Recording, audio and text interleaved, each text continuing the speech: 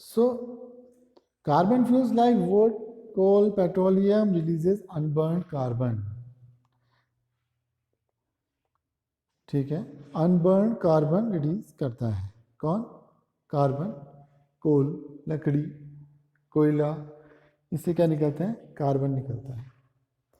ये these fine particles are dangerous pollutant causing respiratory diseases such as asthma. तो ये जो कार्बन हमारे क्या चले जाता है? लंग्स में चले जाता है, जिससे कि हमको कई तरह की बीमारियां जैसे अस्थमा हो सकता है, रेस्पिरेटरी डिजीजेस हैं इस तरह। रेस्पिरेटरी माने सांस संबंधी बीमारियां। Incomplete combustion of this fuels gives carbon monoxide gas. Combustion पूरा नहीं होगा। कम्बशन पूरा कब नहीं होगा? जब एयर की कमी हो जाएगी, तो हमको मिलता है कार्बन मोनोऑक्साइड, जो कि बहुत पॉइजनस गैस है। इसको साइलेंट किलर भी कहते हैं। आपने देखा होगा, गर्मियों में सुना होगा, सॉरी जाड़ों में, कि कई बार अंगीठी जला के घर में सोने पर 2-3 लोग मर गए। कैसे? क्यों? हुआ क्या?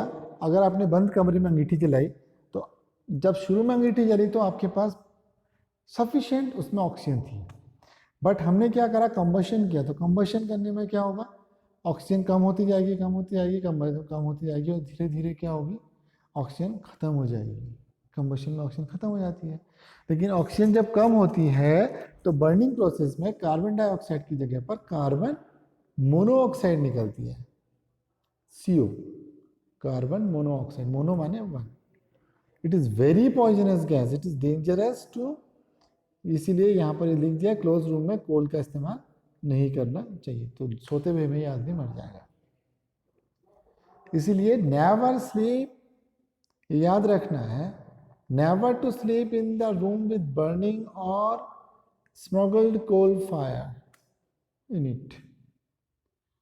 Combustion of most fuel releases carbon dioxide in the environment, increases concentration of carbon dioxide in the air, believed to be the cause of global warming. तो ग्लोबल वार्मिंग के बारे में आपको थोड़ा बहुत पता है। जो हमारे टेम्परेचर में चेंजेस आ रहे हैं हमारे एटमॉस्फेयर में, अर्थ में, उसका कारण भी क्या है? कार्बन डाइऑक्साइड का आवश्यकता से अधिक रिलीज होना। कार्बन डाइऑक्साइड, इसके नुकसान क्या होते हैं? इसके नुकसान होते हैं melting of polar glaciers which leads to rise in the sea levels. तो सी लेवल्स में अगर बढ़ोतरी होगी तो कोस्टल एरियाज क्या होते हैं? सी एरियाज में, सी के आसपास के एरिया कहलाते हैं कोस्टल एरियाज। तो कोस्टल एरियाज में क्या होगा? कोस्टल एरियाज में सी का लेवल अब बढ़ेगा तो फ्लड्स आएंगे। इसलिए, और कुछ जगहों पर क्या होते हैं, जो बहुत नीचे वाले एरिया थे, तटीय क्षेत्र थे, वो भी पूरी तरह से पानी में चले गए।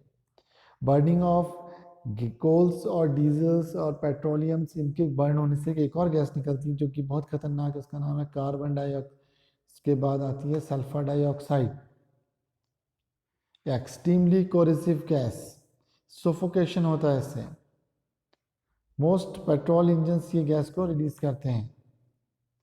इसके अलावा oxides of nitrogen, oxides of sulphur and nitrogen, जो ऑक्सीजन में अगर मिल जाए, जो अगर हमारे एयर में मिल जाते हैं तो हमको क्या प्रोड्यूस करके देते हैं? Acid rain. और एसिड रेन हमारे लिए बहुत हार्मफुल होती है।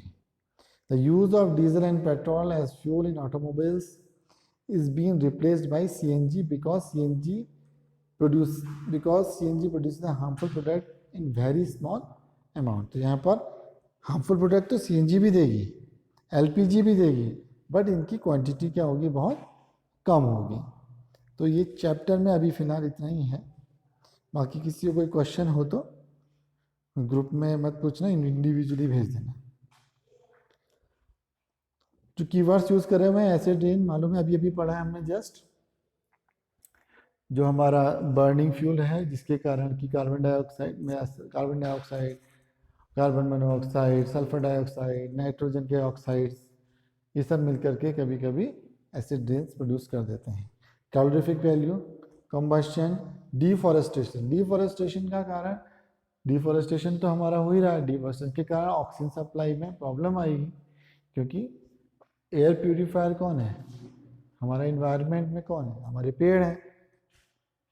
एक्सप्लोजन, ये टाइप ऑफ कंबशन में था। फ्लेम, अभी हमने पढ़ा था।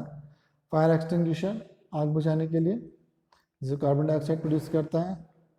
फ्यूल, फ्यूल की हमने डेफिनेशन पढ़ी, ये फ्यूल के क्या काम है, किस तरह का फ्यूल होना चाहिए, ideal fuel, fuel efficiency, 1 kg fuel जलने पर कितनी एनर्जी प्रोड्यूस हुई, ग्लोबल वार्मिंग, एनवायरनमेंट को होने वाले नुकसान को कहते हैं, आइडियल फ्यूल की कंडीशन देखी, इग्निशन टेम्परेचर के बारे में देखा, किस टेम्परेचर में कोई भी मटेरियल जलता है और उसका इग्निशन टेम्परेचर क्या होता है, इनफ्लेमेबल सब्सटेंस। ये हमारा चैप्टर पूरा हुआ।